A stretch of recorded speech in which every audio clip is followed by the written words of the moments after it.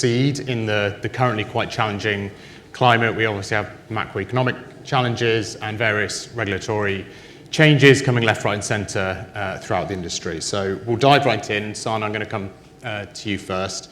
Obviously, Outsite have secured some recent funding, so I was hoping you could kind of share a few details about that and how that's kind of impacting your current strategy and kind of outlook on the growth. Yes, for sure.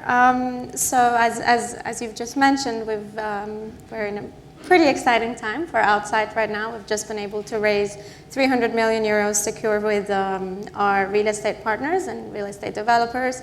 Funds in Europe that have been, two of which have been helping us grow in the European market, and they've just committed to help us reach our target KPI, 3,500 keys by end of 2025. They will be backing us for this growth in the European market.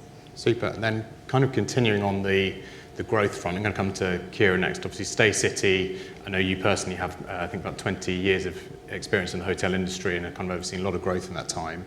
Staycity, I know, have been adding a lot of new locations kind of around Europe in the past couple of years. So it'd be interesting to hear kind of how you guys make the decision of where to go next and, your current outlook.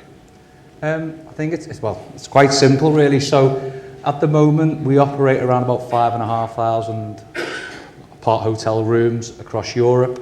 We've got another 2,500 signed in the pipeline, which will come on board over the next 2 years.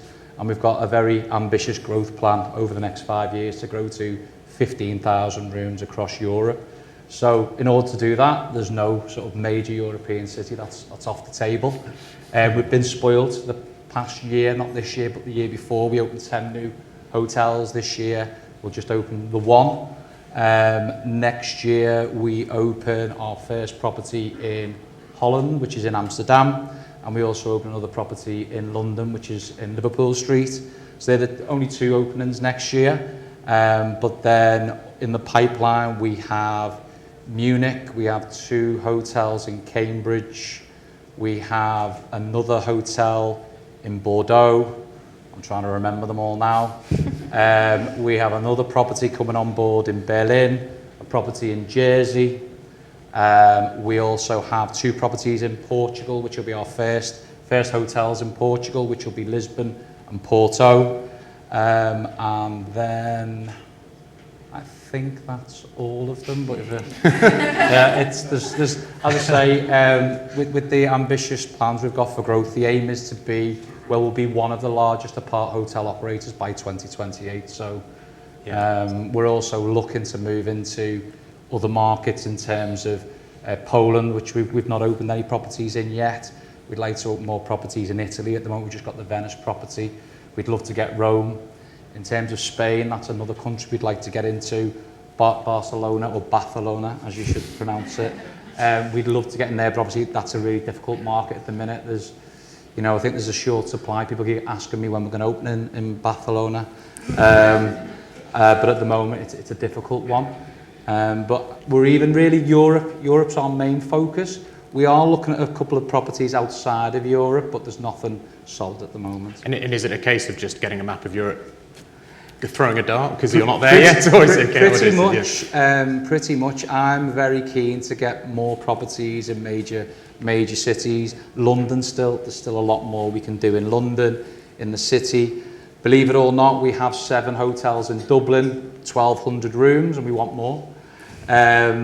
And we're quite fortunate, really, because being an apart hotel operator, we have the luxury of, we operate in all the segments. We're not just operating in the extended stay market. So I know some operators that just operate in that segment are a little bit more restricted in terms of what market you can go into, where there's the demand. We're quite fortunate that we're constantly looking at getting that balance between extended stay, transient, leisure, and then group business. So we have that benefit, really. Yeah, super, thank you. And then coming to you, Robin, you've got quite a broad overview of the industry at Guesty, of course, with the huge booking platform and the access to data you have there. What's your sort of view on the industry at the moment? What do you think is sort of coming up in the immediate future? I think that just to build on what's been said is that people like to travel. Everybody in this room likes to travel, and since COVID, we like to travel even more. And I feel like there's 3 reasons why people don't travel. They don't have enough time, it's too expensive or it's hard to get around. And I feel like in the world we live in with disruption, that not having enough time is being solved by remote working, the ability to go somewhere and work from home in another location. In terms of moving around, I think, you know, if Tesla can crack automotive driving in the next decade and ICE engines are a thing of the past, it'll be much more efficient to travel. Domestic travel will skyrocket and be much quicker to travel, and you'll have your time because you can work as you travel because the car will drive itself. And then the last thing I would say is that it's the cost of travel. And just being here, I feel like just sitting there listening to these people speaking, is that like the cost of travel for me is too high. And the reason it's high is because we're supply constrained. And the reason this gentleman is opening up buildings left, right and centre, he couldn't even name them all, and this is an Irish company, is because we're supply constrained. And at Airbnb, when I used to we used to try and plan in decades, because Brian always had the view that we'd try and survive, and it was quite difficult, and even more difficult if you're on the stock market, if you have investment, but it's something we did. And one thing I always knew was going to come was a supply crunch, and COVID delayed that supply crunch. But now we're in a position where it was mentioned that Zhu in China, Modi in India, you've got Widadu in Indonesia, all these presidents are bringing people from lower class to middle class and exporting them to Europe. And so sustainability will be about how many people can we actually house in Europe. So two things will happen. One is there'll be a shortage in supply will come again, which will drive prices even higher. And governments will be looking at capping the number of tourists that come into a city. And I think when I look at London, like major Western European markets, I think there's a bunch of, there's an amount of pain to come in the real estate market on the commercial side for leases that nobody really understands. We've seen WeWork fall into trouble, but over the next 5 to 10 years, as people try and refinance these leases they've taken in the last decade, there will be commercial real estate, in office space in particular, which is a thing of the past in terms of its requirements, come on the market. It'll be difficult to redesign those buildings and repurpose them for service departments, but with the right capex and the right funds, that will become a thing. License planning will be given to those by governments because you'll have a housing crisis and you'll have a shortage of accommodation. So travel is back, there is headwinds coming, we all love to travel and it's going to become more and more mainstream.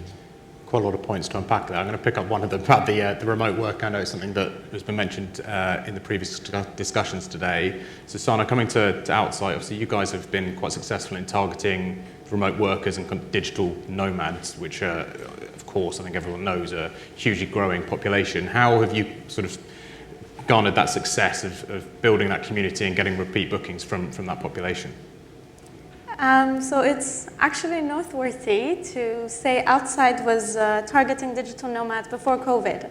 We were founded in 2016, and I'm pretty sure at the time remote working was not at all a big thing.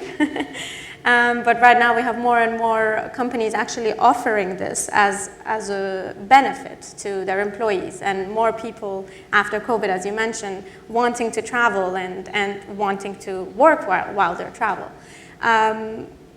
Us as Outsite, what we try to do to keep our members coming back is the consistent experience that they have. When they arrive to any of our spaces across the world, be it in Bali, in Morocco, or in Malibu, they know the simple things. The Wi-Fi name is going to be the same. The password is going to be the same.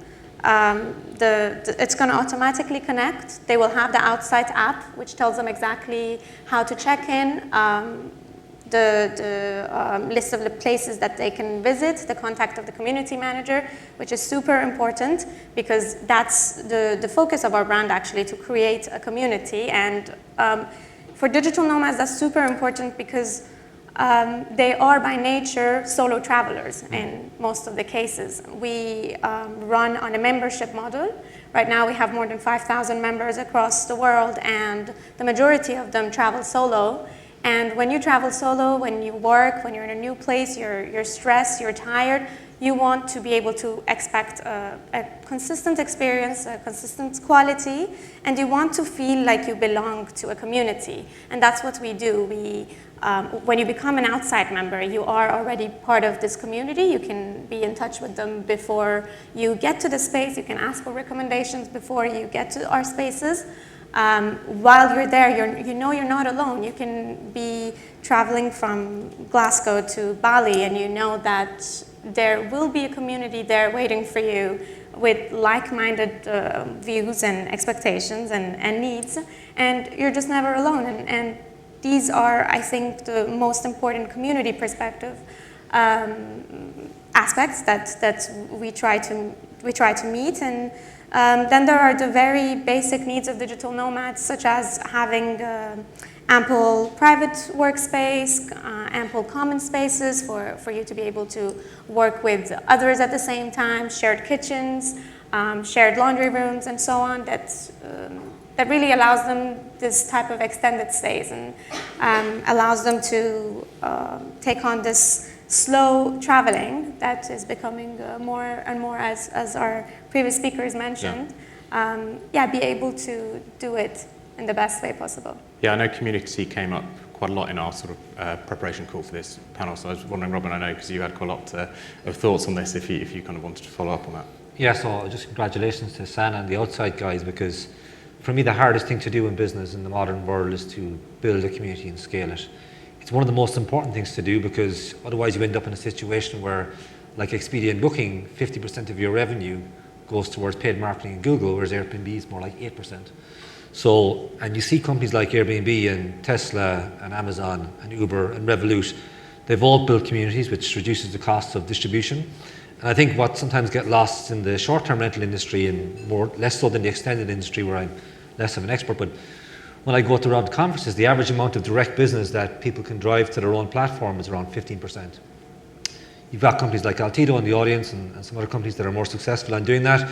And I think the people are under-indexing the importance of investing in a community and trying to build it, and trying to compete with OTAs for direct business, and trying to diversify your portfolio of your customers as well.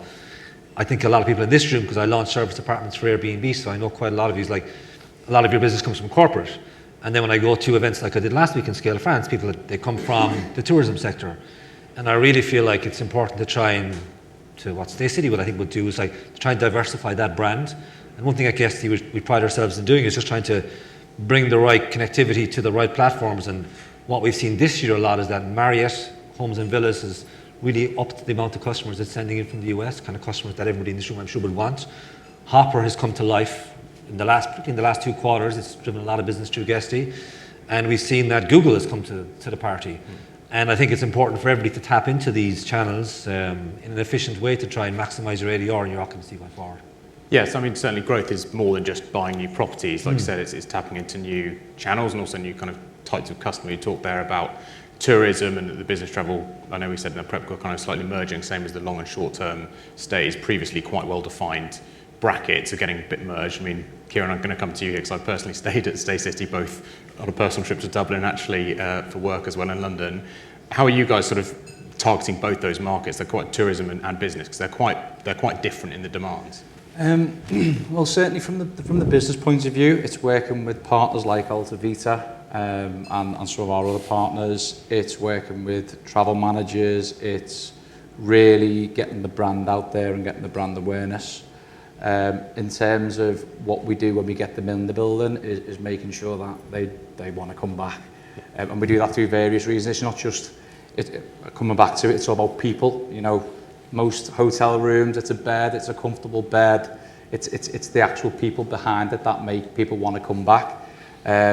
We do things going back to the community side of things. It's simple things. So obviously well-being's a big topic on the back of the pandemic, and people take much more interest in the well-being. And things like we have weekly running clubs that the team get involved with. So we'll invite guests, both business and leisure guests in-house, to come and join the team. We'll do weekly socials or monthly social events where it'll be come and meet the team for an hour from 6 till 7. And then we're really working on our public areas to make them a much more comfortable environment, because we want to try and get people out of the apartments. Obviously, it's important to make sure that, you know, we have workstations now in the apartments. The times of a dining table being sufficing as a workstation are long gone. But really, even then, who wants to spend the time sat in an apartment working on their own? So it's trying to entice the customer to come down, work in our public areas, get to meet other guests that are staying with us, whether it be short or long term, and start to build that kind of community and social side. And on the back of that, then customers want to come back. It's a little bit different from other hotels, it's a bit more personal. Yeah. And so, sorry, yeah, Robert. I was just going to say on that point, so I've been to like 85 countries in the last 6 years, and I think COVID was in the middle. But I think it's got to the point where I feel like I'm the loneliest man in the world when I'm on business travel. After the man on the moon, of course, he's obviously. But I feel like, and what's being described here is the secret sauce to unlocking the joy of travel. And Airbnb is very much about community, and when I was there, we focused a lot on it. And we had the COVID pandemic, and now we truly have a loneliness pandemic because a lot of us work from home. We don't interact as much, and that's why conferences are back in a big way, because people want to go and engage. I was like, I don't want to go there, it's a pain in the ass. Now I'm like, oh no, I'll go, yeah. Australia, I'll go, London, I'll come over, brilliant. So I think, but still, yesterday when I arrived and I booked into my hotel, and I went to my room and I just sat there, it was like 7 o'clock, and I was like, shit, what am I going to do for the rest of the evening? And I worked, of course, but had I stayed in a Staycity, I would have probably, or if there's a pool table or table tennis. So don't underestimate the power of driving direct business by having these kind of facilities. And when you're just a box on an OTA or a Trivago with a picture and 5 line items of price, you can't get the message across. But when you build a brand, and if the customer comes from the OTA and they have that experience, they'll book direct the next time, especially if you utilize social media and you build a community in the way that these guys have beside me. Yeah, I'm going to change tact a little bit, because I know, again, something that came up on the prep call is the legislation, again, in the wake of COVID. I know we don't want us to focus too much on COVID, but we've seen a huge boom in remote workers, but also a lot of countries providing to that demand, so with the remote work, digital nomadic visas. But equally, on the other hand, we've seen some normally slightly more localized in cities cracking down on maybe shorter stays. I know, like sort of Lisbon's being a big one. I think we've seen a bit of Prague cracking down on Airbnbs. How does that kind of, Sana, maybe come to you first, how does that kind of factor into your thought process of maybe when you're looking at a future market that you want to break into? As you said, it's becoming, the demand is increasing more than ever, but also the supply is becoming harder every time to get, and less attractive to our investors because of the legislations that you just mentioned. In Outsite, how we try to tackle that is actually, in our portfolio, we have residential assets and hospitality assets. So in reality, although we call ourselves a co-living brand, that really isn't just because we focus on building a community regardless of the asset type. In our portfolio, we have many residential villas in Malibu, in Ericeira, in one of our properties in Bali, but we also have hospitality assets that range from 1-star hostels to 4-star hotels. So in our portfolio, we have a very wide range of asset categories, actually 99% of which are hospitality. They have a touristic license. But what we try to do is for our investors is to, in every location that we have, to have in the locations that are interesting enough for our clients, digital nomads, have residential and touristic assets. And this way we're able to take the people that want extended stay, people that want to stay longer in the residential locations where we can do 30-night minimum rents, and the ones that want to do shorter stays in the hotel assets. And that way, for example, you mentioned Barcelona recently. We were looking, I think, since 2019 for an asset in Barcelona. Finally, we got one this year. That was a big milestone for us. There, if you want to buy a house with a touristic license, you have to pay a very big premium on the price because of the touristic license, because you can no longer get more, such as Lisbon that you also mentioned. It's very tricky for our investors to pay that premium, because with the change of government, you don't know whether they're going to make it a free market, so everyone's going to be able to apply for a license in the future, which makes the premium that you paid for worth nothing, or whether they're just going to take it away from you, like the alojamento local in Portugal. Now they have you can't transfer them if the owner of the business is not the same, and you can't sell them, and it has like an expiry date. So for us, the most important thing is, of course, the wellness of our customers and the happiness of our investors. So for that, we try to make it really, really diverse. Our investment have it very clear for the residential sector and for the hospitality sector, but in all category of the assets that we offer, the product always remained the same. So whether it's a villa or a 4-star hotel, we always adapt it to the same kind of product, same offering for our clients. Yeah, so adaptability obviously needs to be key, of course. I know, Robin, you touched on the point there about, again, in the wake of COVID, a lot of the offices essentially becoming vacant with more and more remote working, and how can kind of operators maybe capitalise on this when some locations aren't as quick to allow a change of licence, and obviously it takes time to physically convert units over from an office space to actually somewhere that people can enjoy staying, whether it's for 4 nights or 34. What was the question? Well, how can operators adapt, keep ahead of those changes, I suppose? So I think, again, going back to my time in Airbnb, I was the first city to cap on Airbnb was London, and I oversaw that transition. And the reason we capped in London was to avoid the kind of legislation we're seeing in other cities now. So at the time, we kind of saying to the leadership team is if we don't cap, we get banned. And when I remember speaking to the mayor of Amsterdam and the mayor of Iceland, and I remember being in Reykjavik, and it was like, she was saying, oh, people don't want to walk to work in Iceland. And I was like, well, if you want to have, 40% of your GDP on tourism, people want to stay in the centre. And she was like, have you been outside? Have you seen how cold it is? And I was like, I don't know what to say to these people. It's like, do you want tourism or you don't? So I think legislation is coming at scale in all these markets, which makes investors very nervous. But I think for people in this room, I think there's two things, like, if you can find buildings in the centre of urban hubs that have a licence to do short-term rentals or extended stays, then I think, it's amazing. If it doesn't have a license, then I'd be very, very nervous. And the second point is to diversify your portfolio. I mentioned Marriott, Hopper, Google, but there's 50 or 60 channels that at any one time, if you lose a corporate client or a certain market because of a geopolitical conflict takes away your business, then you have to have all these connectivity pieces set up so you can just tap into the new channel at the click of a button. Because if you wait until the problem arises, then building integration takes 3 months.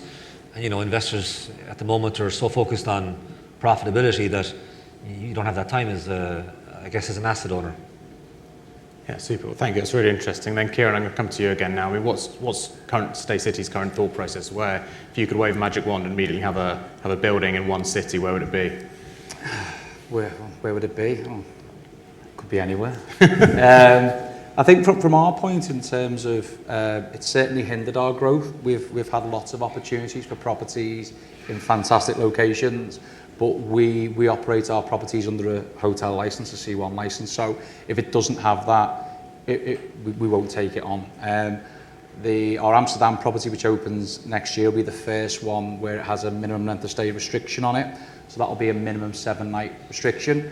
But in all fairness, that's music to my ears, because it means I'm not getting availability blocked out by OTA short stay 1 nights, and I have to say no to long stay and group. So I'm looking forward to that opening. But as I say, we wouldn't have took that property on if we weren't confident that the market could sustain those conditions, which we're very confident. And similarly, I suppose if you are operating in some of those markets where regulation is either in place or if it's coming, just get prepared. I don't want to tell you how to suck eggs, but if you're not already, start working with your competitors in the city or in a similar situation. If you're not already involved with the local associations within your industry, associations such as ASAP, get your voice heard collectively, use those associations to be heard, and then hopefully try and change some of those regulations that are being proposed. That would be really my advice. Don't want to sit here on my high horse and say it doesn't affect us, but yeah, that would be my advice, really. Yeah, super, thank you. I'm going to kind of come back to something you mentioned, Robin, earlier, some of the kind of the more global potential changes looking forward. You mentioned obviously driverless cars, AI. Obviously we've got a lot of news about inflation and energy prices at the moment. How do you see kind of those, the changes and coming up, how are they going to impact the hospitality space in the next sort of couple of years? There's a couple of things. One is when we talk about AI, I think, everybody, it's like a buzz term. And for me, I think AI will cause a level of disruption that certainly I and most people I know can't really envisage as to how disruptive it will be. But I think on the travel side, that travel is one of the segments that's really hard to disrupt. Particularly what you guys are doing here is like so high touch. So I think that as a result that when investors are looking at what segments they will invest in over the next decade, travel will actually feel like a safe bet. And you'll see a lot of capital flow into travel. And that will be another driver of tourism, because investors will be terrified of investing in other segments that could be disrupted, don't have a motor on their business like AI. And then I think as well as like, what's the other part of the question, Thomas?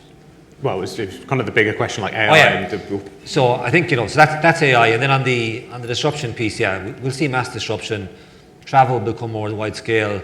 I do think as well that we will move to a 4-day working week in over the next decade. And Bill Gates said that last week, and I was relieved to see that he agreed. But I think that will be a thing that will drive more time. So lots of tailwinds for travel. Supply will be the main challenge. And to the point here, I think when you're looking at your business and looking at legislation, lots of companies want to try and expand across geos to protect themselves from that black swan event, which takes away their business, or else merge with other companies to try and diversify their risk, which I think is sensible. And Sana, coming to you, is this something that sort of Outsite have in mind when they're looking at their strategy for the coming sort of 2 to 5 years, and sort of with the locations they're going to target? Does AI come into that? Driverless cars, 4-day working weeks, is that something for the populations that you service? Is that something that you guys keep in mind? Well, not really, because our focus is not only the community, but also the community that comes to stay with us, but also the local community of the place we're in, the location is in, and what we try to focus on is really mainly sustainability and allowing for slow living, for slow traveling, and allowing our guests to not only connect with each other, but also connect with the community they're in. So I am actually very intrigued by the advances that AI will bring to tourism. And as Rob was saying, they will only boost the demand, they will only advance and improve, make advancements and improvements in tourism. But for Outsite, I would say that we focus on it on a bit more local way, working with local artists to promote their work. We work their works in our design. You can buy them online at our website, working with local NGOs to provide some charity and volunteering experiences for our guests. So we do look forward to what these guys are doing and what AltoVita was doing, but we don't focus on it specifically. Yeah, we've only got a little bit of time left, and Kearon, I'm going to come to you. I know 2 of the hot topics, certainly this past year, have been sustainability, of course, but also there's been a lot of focus on cost for obvious reasons. What are sort of Staycity's sort of viewpoints? How do they kind of factor into your current strategies, and how do they factor into your growth plans? Well, in terms of sustainability, it's very important. So we are the first Irish hospitality-based company to sign up to science-based targets in the Paris Agreement. So that's to get to carbon net zero by 2030. We were fortunate that our CEO, Tom Walsh's sister, happens to be in sustainability, and she was involved with the first offshore wind farm in Ireland. So if you ever get to meet her, she's very passionate about it, and at the same time, she's very particular in terms of what we go out and start saying. She doesn't want any bold or brash claims being made or any greenwashing. She's very anti any of that. And at the moment, we're doing all the basic stuff. We've got rid of single-use plastics. We've brought our laundry in-house. We recycle, minimising waste, food waste and things like that.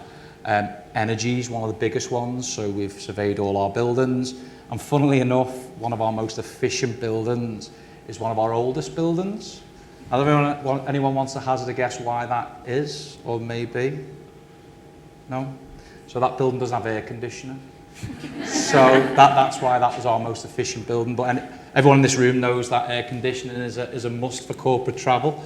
So just on the back of that survey, we found out some of our properties have things in place we didn't even realise, from beehives on roofs, solar panels, bat nests on roofs, so many different things. So fortunately, we don't have gas in any of our properties anyway. And then it's just looking at all of our properties, bar one at the minute, use reusable energy. And we're working on getting that one property sort of moved over. So sustainability is definitely a big thing. It's not just a tick box for us. It's about doing the right thing. And then in terms of costs, obviously we're always looking at how we can be more efficient with costs. We know that when it comes to rate renegotiations, the corporate client doesn't want to hear big increases, despite big increases from cost. So we just look at really automating as much as possible internally, trying to eliminate as much task as possible, and obviously AIs are going to be a big help for that. But really one of the big things we've undertaken over the past, I'd say 12 to 18 months, is really looking at what our teams are doing on the ground and really what manual tasks can we just strip away. And the benefit of that is if you've got your people spending less time doing manual processes, they've got more time to spend with the guests. So it's a win-win. So it's just really simple things, and they all add up and make a big difference. Super. So I know they're quite big topics to finish on, but we've got a very angry clock flashing at us. So if we could just say a massive thank you to the three panelists for their insights. Appreciate it. Thank you, guys.